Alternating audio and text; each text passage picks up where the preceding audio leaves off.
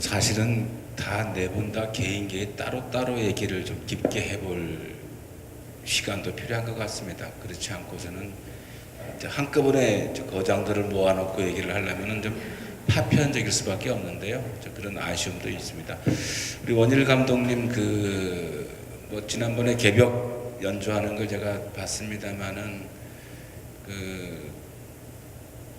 원일 감독님한테 개벽은 무엇인지, 그다음에 특히 우리가 화음 음악제 하시는데 화음이라고 하는 게 내가 너를 꾸며주고 네가 나를 꾸며주는 게 화음이잖아요. 서로 꾸며주는 것, 이게 화음이어서 서로가 서로를 향해서 꾸며줌으로써 자기 존재가 빛나게 하는 게 화음일 텐데, 요것과 개벽은 어떻게 음악 작업으로 연결될 수 있는지 이런 말씀 좀 해주시죠. 예, 의외로 명쾌하죠. 그 부분은 똑같은 의미를 갖고 있습니다. 사실은 화음은 저한테는 영적 각성으로 깨어난 사람들로, 그것을 꽃에 비유한다면 그 꽃으로 장엄된 세계가 화음이죠. 그러니까 그냥 단순하게 꽃에 장엄된 세계가 아니라 그 한 사람 한 사람이 꽃에 비유되고 그 사람들, 깨어난 사람들이 세상을 가득 채운 그렇게 장엄된 세계를 화음이라고 합니다. 개벽은 똑같은 의미입니다. 그래서 영적으로 깨어난 사람들이 이루어가는 세계가 이제 개벽인데요. 그래서 저는 개벽이라고 하지만 이제 막 들어서서 사실은 개벽이 어떤 것을 의미하는 것보다는 지금 단계에서 어떤 것들이 문제인가, 이런 생각들을, 그래서 그날 공연도 현재 당장 문제되는 어떤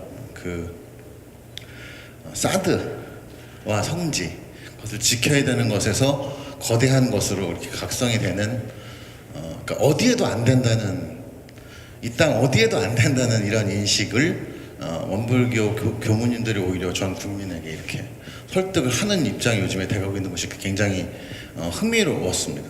여태까지는 원불교는 그런 부분에서 굉장히 보수적이거나 미온적인 태도를 취했는데, 어떻게 보면 직접적인 피해 당사자가 되면서 오히려 훨씬 더 대의적인 입장에서 나서는 이런 입장이 되니까, 그래서 제가 이제 그날 공연 때 일부러 그런 지점으로부터 출발해서 개벽이라는 것에 세계 변주를 이제 했었던 거였는데요. 그러니까 그 같은 의미라고 저는 생각을 하고요. 그래서 저 스스로가 원불교에 바라는 거나 제가 바라는 방향이 같다고 한다면, 그건 저는 이제 개벽 시대 이후에 작곡이 달라져야 된다는 말을 자주 합니다.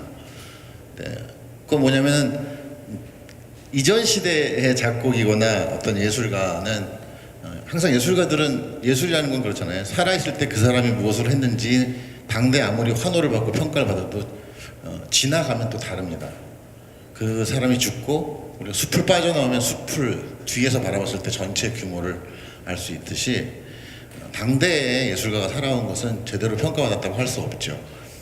근데 원불교도 마찬가지로 지금 하고 있는 일이 예를 들면 2세기, 22세기를 대비하는 것을 문화예술로서 잡는다면, 저는 그것이 이렇게 직지인심 견성성불 한다는 그런 말처럼 저는 이 일원성이 가진 것이 아주 명쾌하다고 생각하거든요. 그래서 그것을 예술적인 방법으로 훨씬 더 다양한 네트워크를 통해서 진짜 뛰어난 예술가들한테 아무렇지도 않게 이렇게 예술적 어떤 현상을 펼쳐 보일 수 있게 하는 그 작업이 앞으로 굉장히 중요할 것 같고, 그런 의미에서 네트워크라는 것이 아마 그 일원성이 갖고 있는 어떤 또 다른 의미라고 저는 해석을 합니다. 그리고 제가 생각하는 신화의적 작곡하기는, 이건 철학적 개념이기도 한데요. 이것은 저작권 개념을 자본주의적으로 다 갖는 것이 아니라 함께 창작을 하는 것으로 독려하는 어떤 창작자의 음악 감독 같은 역할이겠죠.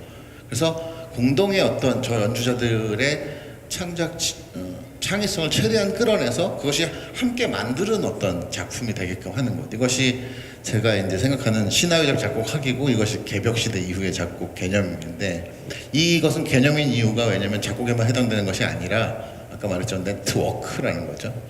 그래서 요즘에 콜라보레이션 이렇게 많이 하는데, 그것에 대한 지분들이 다 있다.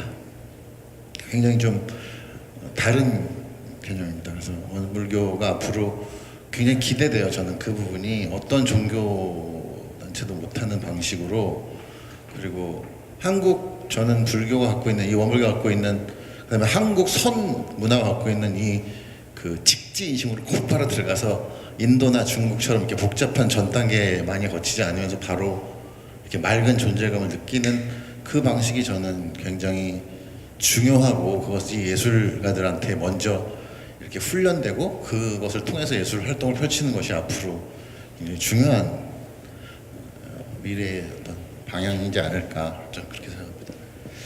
네, 지금 뭐 좀 한 5분 쉴까요? 계속 할까요? 뭐 계속 할게요. 저기 이윤택 감독님한테 질문을 드리고 싶습니다. 혹시 작년 겨울에 광화문 촛불을 보셨을 텐데, 저는 광화문에 켜진 촛불 하나하나가 사실은 오디푸스라고 생각을 했어요. 아마 노스케시에서도 오디푸스가 자기 눈을 찌르고 떠나는 곳이 바로 북쪽 숲 콜로누스의 숲이라고 연극에서 들었는데, 왜 우리가 광화문 촛불들이 오디푸스인지 여기에 대해서 좀 연극적 입장에서, 그리고 그런 인식에 도달한 이유는 뭔지 좀 말씀 좀 해주시죠. 예, 제가 이제 요구로서 제 이야기를 끝내겠습니다. 조금 그래도 이야기를 이제 현재 구체적인 단서까지 지금 우리가 왜 이야기를 해야 되느냐까지 이제 생각을 하는데요. 먼저 서태산 대종사님이 어떤 존재인가에 대해서 우리는 인식해야 된다는 생각을 합니다. 먼저 첫째, 저는 제가 겪은 원불교하고 제가 다시 리서치해서 본 서태산 대종사님하고는 차이가 있었습니다. 제 말을 오해하지 않았으면 좋겠는데요. 서태산 대종사님은 상당히 남성적인 분이셨어요. 근데 제가 겪은 원불교는 상당히 여성적인 원불교였습니다. 이 문제를 원불교가 해결했으면 합니다. 첫째, 앞으로 과제입니다. 저는 아마 다음 작품을 쓰라 그러면 여성 제자 9분의 제자, 10분에 대한 제자 이야기를 쓸 생각입니다. 쓴다면 우리 원일스 생각하고 싶어요. 트로이의 여인들의 구조를 할까 싶어요. 트로이의 여인들의 구조를 그대로 가져와서 우리 여성 제자분들의 그 삶을 구성하고 싶어요. 굉장한 칸타타 형식으로 하고 싶은데요.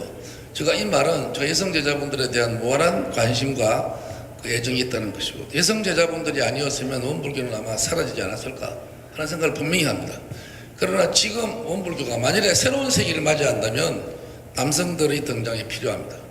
지금 남성 우리 경우 대단히 죄송하지만 지금 남성 정도가 아니고 좀 더 강력한, 좀 더 마초 같은, 좀 더 불사하지 않는 모험가가 필요하다고 생각합니다. 그래서 좀 과감하게 말씀드리면 이윤택이 같은 이런 거친 사람을 원불교가 채택해 줬다는 데 대해서 저는 되게 감사합니다.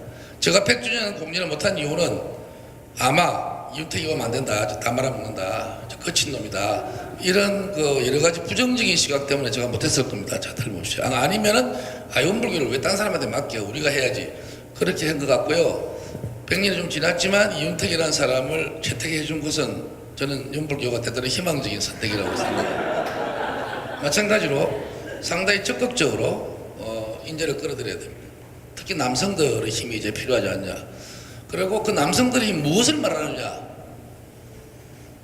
우리 어머님은 현실이었어요. 집을 지키는 분이고, 우리 아버님은 항상 떠도는 모험가였습니다. 그 비유적으로 말하자면 우리는 이제는 떠돌고 움직이고 행동하는 그런 좀 광인이 필요해요. 그 니체가 말하는 생기가 필요합니다. 서태산 대종사께서 하신 이성적인 부분 이전에 그 광대와 같은 또 노동, 일과 놀이라고 하는 일과 놀이를 아주 포교의 가장 중요한 실천으로서 삼으신 그러한 액션에 대한 힘이 필요하지 않는가, 그 생각이 먼저 들고요. 그래서 저는 이제 원불교에 대한 제언이 그러한 액션이 필요한데, 그런 액션의 가장 좋은 도구는 문화다, 그런 생각을 하는 거예요. 그리고 두 번째, 대상에 대한 이야기인데요. 저는 왜 시민혁명이라고, 저는 아시는 분은 혹시 알겠지만 모르지만, 예를 들자면 김영수 시인하고는 제가 옛날에 국립극단 예술감독 시절에 만났어요. 그때 문화예술위원회 사무처장 하셨죠. 그때 이제 그때 저는 민해청 출신입니다. 저는 자유실천 문인협의회 소속이에요. 저는 그게 대단히 자랑스럽게 생각하고 저는 한국문인협회 소속이 아닙니다. 그럼에도 불구하고 저는 민해청 모임에 단 한 번도 간 적이 없습니다. 그죠? 저는 한 번도 간 적이 없습니다. 저는 시민주의자였어요. 제 스스로. 저는 민족주의자가 아니었습니다. 물론 보수주의자는 더욱 아니지만 저는 스스로 70년, 80년대에 많은 분들로부터 회색분자라는 소리를 들었어요. 저 정체가 누구냐 저거 기회주의자 아니냐 회색분자라는 소리를 들었고 저는 정말로 죄송한 게 백낙천 교수님이 원불교 교도인지 몰랐습니다. 제가 백낙천의 시민문학론을 무지하게 간 사람입니다. 저는 옛날에 백낙천의 시민문학론의 허구 이렇게 해가 원고지 400매력 갔어요. 왜 갔냐? 백낙천의 시민문학론은 시민이 아니다. 저거는 가진 자 부르주아지 아니면은 지식인의 입장에서 본 시민문학론이다. 시민은 그렇지 않다. 그리고 제가 항상 말하는 게 소시민들이다. 소시민들이 소자 떼는 게 시민성이다. 어떻게 소시민들이 시민성을 떼야 되는가 이게 문제다. 저는 항상 그렇게 살아왔기 때문에 좌우로부터 별로 환영받는 사람이 아니었습니다. 근데 저는 그 시민이 딱 보고 이게 시민혁명이다 저는 그랬습니다. 그래서 4.19의 시민혁명은 시민과 학생들이 주도가 된 지식인들의 운동이었다면 지난해 시민혁명은 그냥 시민들이 한 거죠. 4.19 시민혁명은 총칼 쏘고 체류탄 쏘고 한 거지만 정치적인 이슈로 가지고 했지만 이거는 그냥 시민들이 들고 나와버린 거예요. 그냥. 나는 그래서 이게 진정한 시민성이다. 저는 그렇게 봅니다. 그래서 저는 우리 시민이 굉장히 발전한 기회가 된 게 그것이고 이 시민성은 전 세계적으로 기적이다. 저는 기적이라고 봐요. 일본이나 미국 사람들이 경악하는 게 지금은 공동체가 부서졌지 않습니까? 극도의 개인주의 사회. 공동의 생각이 모이지 않습니다. 독일 사람들 모이라 그러면 뭐 때문에 모이는데 언제 뭐 때문에 막 따진다고요. 우리는 그냥 모였지 않습니까? 그냥 모인 거예요. 그냥 때려 때리고 그냥. 그러고 싸움 한 번도 안 일어났지 않습니까? 난 그게 대단히 중요하다고 생각해요. 비폭력 그냥 말로 한 거잖아요. 일단 이게 저는 소태산 대종사의 뜻하고 통한다고 생각합니다. 여러분 아시다시피 어떤 분은 원불교의 가장 문제점이 3.1운동 참여 안 했다 그러는데 3.1운동 참여 안 했기 때문에 살아남은 거예요. 제 생각은. 그 천도교 박살 난 게 3.1운동 때문 아닙니까? 3.1운동 주도하다가 박살 난 거예요. 천도교가. 그리고 끝까지 그 모욕을 견디면서 안 되면 우리 축제 해가지고 희는 찍고 있잖아요. 축제까지. 그게 저는 원불교라고 해요. 원불교는 그렇게 정치적으로 막 분명한 단체가 아닙니다. 원불교야말로 변두리 사람들 그리고 이것저것을 함부로 선택하지 않는 아까 바로 정확하게 말씀하셨어요. 견디는 사람. 한쪽을 선택하지 않고 이것이냐 저것이냐 선택하지 않고 이것도 저것도 다 함께 가자 하는 이런 논적인 우리는 견디자 삶이 중요하다. 이게 나는 대종사 사상이라고 봐요. 그래서 지난 그 시민혁명은 우리 한국 정신사에서 사회학적으로 엄청난 기적의 시대가 왔다고 봐요. 왜냐면 그냥 일반 사람들이 확 올라가 버린 거예요. 근데 문제는 뭐냐면 이 일반 시민들의 이 순수한 시민성이 뭐가 문제겠습니까?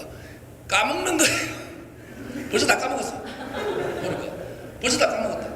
그래서 이제 내가 하는 말은 까먹지 말자 이 말입니다. 까먹지 말아야 된다. 안 까먹으려면 뭐냐 하면 지금 이제 바로 그 백낙천 교수님이 주장했던 예전에 그 문익환 목사님부터 그분들의 시민문학은 분명한 지성적인 힘이 있고 방향이 있고 그게 있었지만 기반이 물적 기반이 약했다는 것이고요. 지금은 이제 우리가 확실한 저변에 시민들의 기반이 올라왔는데 이게 제일 약점이 뭐냐면 응집력, 조직력, 방향성 이런 게 없단 말이죠. 그러면 답은 명확하지 않습니까? 앞으로 21세기는 좌우의 이분법적인 전쟁이 아니고 대립이 아니고 자생적인 시민들의 생각을 조직화하고 그것을 새로운 제3의 어떤 그것이 화해가 되건 공존이 되건 융합이 되건 근데 그 사상은 눈불교에 다 있더라고요. 여기 뭐 융합부터 해가 9개까지 뭐 온갈만이 다 했어요. 뭐 기억하지 못하는 이게 다 있습니다. 그래서 이제는 원불교가 뜻을 펼칠 때가 됐다고 생각합니다. 왜냐하면 원불교의 사상이 이것이냐 저것이냐 그것이 문제로도가 아니라는 거죠. 이것도 이것이고 저것도 이것이고 모든 게 하나다. 그럼 같이 살자 이거잖아요. 그럼 이러한 원불교의 사상을 원불교로만 생각하지 말고 그것을 실제적으로 지금 세상에 왔다는 겁니다. 저는 그래서 올해 26일날 원광대 저 강연을 하는데요. 저 강연을 희한하게 하려고 합니다. 저 말 하나도 안 하고요. 1937년 바로 원광대학 익산총부에서 했던 대종사의 말씀이 있습니다. 세상 사람들이 지금 말세라고 하나 나는 그렇지 않다고 생각해요. 이 말입니다. 지금 그렇지 않습니까? 지금 북한 막 쏘잖아요. 막 쏘고 전쟁이란다 하잖아요. 똑같습니다. 지금 그 시대나 지금 시대는 똑같아요. 그럼 나는 대종사식으로 말하면 나는 그렇지 않다고 생각해요. 그렇게 하는 거죠. 그게 이제 앞으로 출발을 해요. 북한에서 미사일 쏘면 우리는 미사일 안 한다고. 쏴라. 우린 그냥 맞아줄게. 이게 좋다는 거죠. 오히려 같이 싸우자 하면 안 된다는 거죠. 이게 바로 이분법적인 방법이고 너희들이 쏘거나 말거나 우리는 받아들일게. 야, 너 돈 필요하냐? 얼마 필요하니? 좋다 이거든 나는. 오히려 그렇게 수용하는 평화적인 어떤 그런 대안들이 사실은 원불교의 이미 교리 속에 다 있다는 것이죠. 그래서 저는 이 원불교의 교리를 이 시민혁명과 원불교를 같이 연결시켜서 이 시민혁명은 잘난 사람들의 이분법적인 대립에 의해서 온 결과가 아니다. 별 볼 일 없는 사람들, 아무 생각이 있지만 자기 의사를 표시하지 않았던 소시민들이 숫자 떼어내고 다 나갔지 않냐. 이것이 우리 기반이고 이게다가 핵심을 찍고 방향을 끌어가야 다양한 방법에서 끌어나가야 될 겁니다. 아마 이러한 시민혁명을 모든 정치단체, 종교단체, 모든 단체에서 이 힘을 받아들여가지고 변화돼야 되는데 저는 변화의 힘이 그거라고 생각해요. 변화의 힘이 원전은 생겼으니까 이걸 변화시키는 겸손하게 말하면 한 방법으로 원불교식 사유와 실천이 필요하다. 그렇게 봅니다. 앞으로 20세. 그 원불교식 사유와 실천이 무엇이냐 하는 점에서는 아까 원불교 교리가 가지고 있는 그런 포용성 그리고 저는 무엇보다 낙관성이라 봐요. 그 대종사께서는 굉장히 낙관적이고 굉장히 그 긍정적인 사고를 가지신 분이다. 그리고 행동하는 분이었다. 그러면 우리 지금 원불교가 과연 그만큼 낙관적이고 행동하는가, 액션을 취하는가라는 점에서 대단히 회의적인 부분이 있었지만 우스갯소리 말하면 이윤택을 발탁해줬기 때문에 대단히 희망적이다. 윤택이 같은 사람을 발탁하게 해준다는 거죠. 하게. 사실 그렇습니다. 황정규 선생님 동생분이 저한테 그러셨어요. 안 된다 이 사람. 원불교 생각보다 대단히 고지식해. 절대 안 돼. 안 된다고 그랬어. 저 진짜 그랬으면 뭐 연극한다고 안 돼. 누가 한다 그랬어? 문화사학부 차장이 한다 그랬어? 차장 안 돼. 부장이 와야 돼. 진짜 그랬어. 지금 원불교 교육자가 그랬었어요 저한테. 차장 가지고는 안 돼. 부장 해야 돼. 그러니까 지금 안 된다는 풍조가 만연하고 이제 한국 사회가 안 되는 이유는 안 된다는 거거든요. 누가 하려고 그러면 안 돼요. 쓸데없는 소리 하지 마세요. 이런단 말이에요. 그런데 그것을 누가 하려고 했을 경우에 그래? 해보자. 실패해도 좋아. 그게 중요합니다. 실패해도 좋으니까 한번 해봐. 이런 하나의 열린 사고가 앞으로 우리 한국 사회에 필요한 것이고요. 원불교에게 필요한 것입니다. 그래서 그 힘이 낙관적이고 긍정적인 사고와 실천적인 그 사유가 이제부터 투입돼야 되는데 그것을 투입하기 위해서 그럼 무슨 일을 해야 될 것이냐. 실천이 중요하거든요. 그래서 오늘 우리가 실천을 했어요. 오늘 모인 사람들이 회를 조직했습니다. 9월회라고. 이게 중요한 거예요. 왔으니까 조직하자.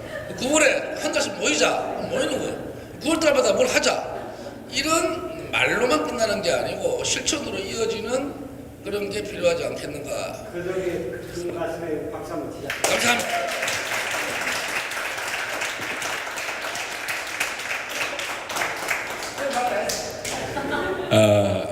우리 김영수 작가가 이제 한국 사회에 이제 끼친 여러 가지 담론도 제공도 하고 아주 많은 일들을 해온 작가인데 아마 문화진흥원을 문화예술위원회로 바꾸게 하는 핵심적인 역할을 그때 같이 하셨던 것 같아요.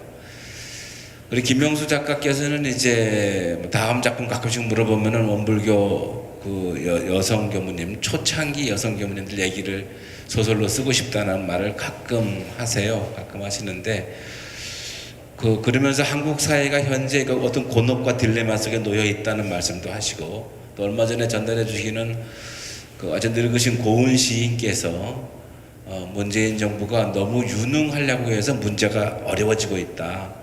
한국 사회가 조금 무능해졌으면 좋겠다 이런 말씀을 하셨는데 아마 그 맥락하고는 이훈석 선생님하고 말씀하시기 맞는 것 같아요. 그래서 최근에 한국 사회를 바라보고 느끼는 어떤 소외, 감회 이런 것 좀 한마디 좀 해주시죠. 저는 제가 뭘 생각하면 자꾸 틀리더라고요. 시간이 이렇게 흘러보면은 얼마나 내가 오판을 했는지 그때 뭐 이제 이런 생각들이 그게 반복되다 보니까 이제 그런 생각을 좀 잘 안 하게 되는. 저는 조금 저 성격하고도 좀 이렇게 관계될 것 같은데 이제 형님처럼 안에서 그냥 이 창조적 에너지가 이렇게 막 이렇게 솟구쳐 올라와야 되는데 이 안 그러다 보니까 좀 저 비관적인 생각이 들 때가 굉장히 많아요. 그러니까 세계 자체가 최근에 굉장히 궁금한 그 뉴스 중에 하나가 일본의 노벨 문학상 받았던 분인데 오에 겐자부로가 어떻게 뭘 하고 있는지가 저는 너무너무 궁금해요. 그분이 대략 한 3, 4년쯤 전부터 저 노벨 문학상 수상 작가가 누려야 될 각종의 영광, 뭐 기득권을 전부 철회하고 있어요. 자기 이름으로 되어 있는 상 없애고 있고, 자기 그러니까 상을 주겠다고 제안을 했는데 이제 거부하는 편지. 그러니까 그분이 조금 겸손해서 이제 그걸로 이제 굉장히 이렇게 이제 알려진 분인데 그걸로 그냥 아주 감사하고 미안해하면서도 왜 그걸 받을 수가 없는지. 그분 태도는 거의 어떤 태도인 것 같냐면은 그동안에 내가 이 속에서 문학을 했던 거는 사실상은 전부 파렴치한 짓이다. 다 무효다. 더 이상 발전하면 안 된다. 이게 그런 생각인 것 같아요. 세상은 지금 이 상태로는 한 발자국 가면 안 된다. 가면 전부 다 범죄다. 이게 원전 반대 시위 하면서 계속 좌절하면서 겪는 뭐 이제 그런 것인 것 같은데 저는 저 대종사님 생각할 때도 자꾸 그런 생각만 나요. 이렇게 저 전람회입니까 박람회입니까 그거 보고 나서 왜 이렇게 자꾸 이렇게 갖다 놓으려고 하냐.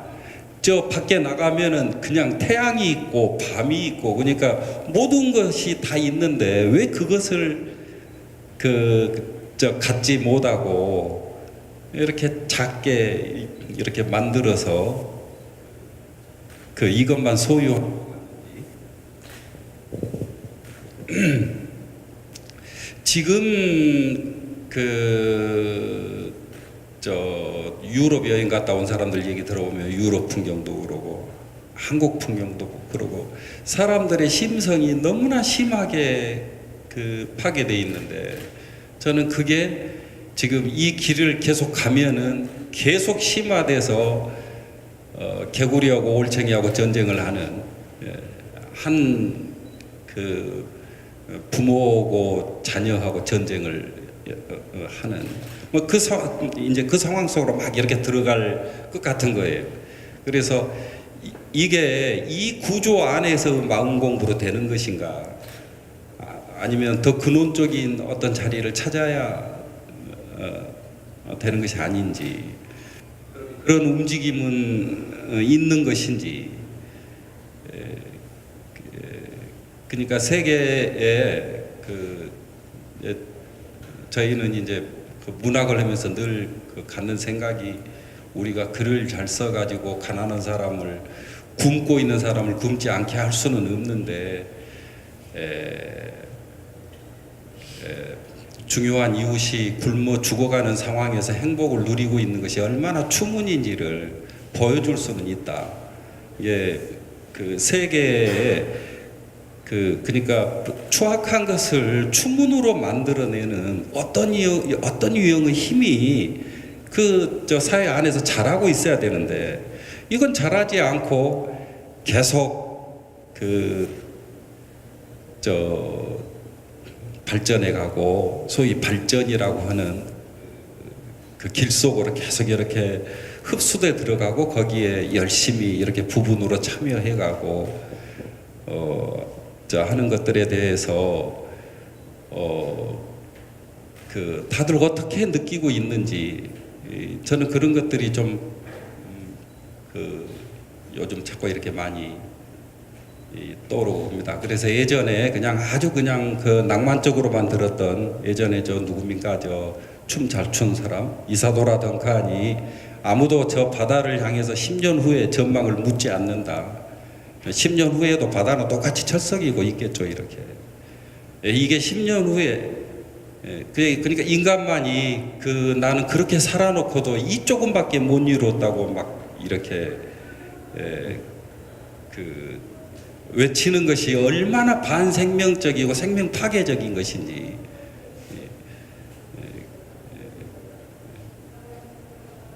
하여튼 요즘 그런 생각 그런 느낌들이 많이 듭니다. 인문학이라고 하는 것은 근본적으로 반생명적입니다. 왜냐하면 인문학이라고 하는 인간을 위한 학문이기 때문에 그렇습니다. 인간을 위한 학문이기 때문에 인문학 요새 난리를 피우는데 사실은 그게 어떻게 보면은 매우 반생명적인 논리 안에 놓여 있게 되는 거죠.